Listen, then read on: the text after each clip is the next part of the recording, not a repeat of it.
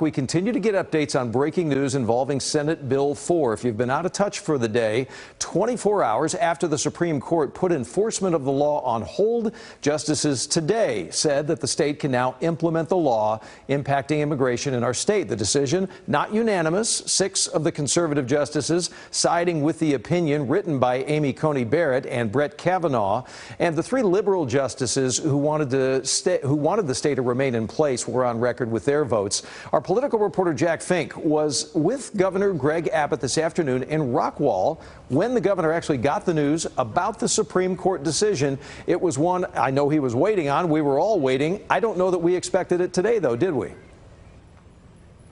No, we didn't expect it, Doug. And in an exclusive interview with me, Governor Greg Abbott told me that he is encouraged by the Supreme Court's ruling today because it was 6-3. This is not final, but the governor still called it consequential. The governor was in the middle of campaigning here in Rockwall when the court order came out, and a staffer handed him a note telling him about the news, and the governor announced it this way.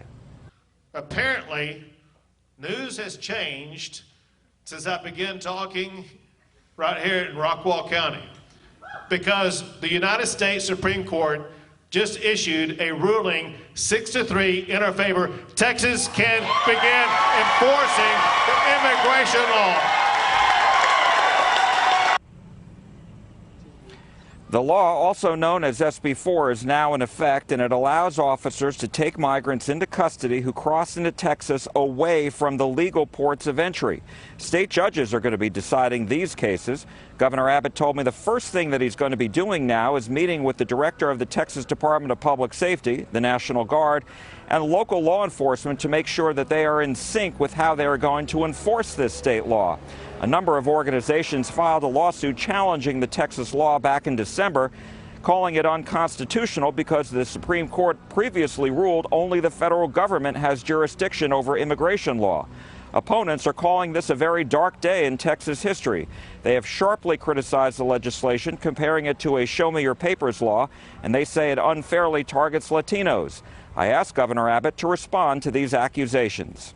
Jack, that's just a false narrative by people who never wanted to see the law go into effect. The facts of the matter are these. One is that we're going to be right there at the border. We're getting people from more than 150 different countries across the world.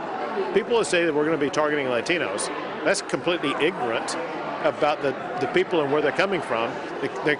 As you know, we're getting a lot of people from China. We're getting people from Russia. We're getting people from the Middle East. We're getting people from continents across the entire globe. So there's no one particular race or group that is set apart than any other.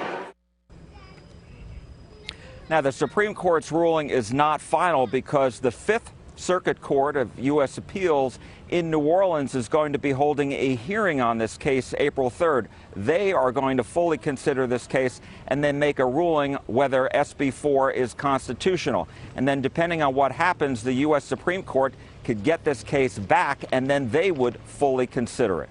For now, we're live in Rockwall. Jack Fink, CBS News, Texas.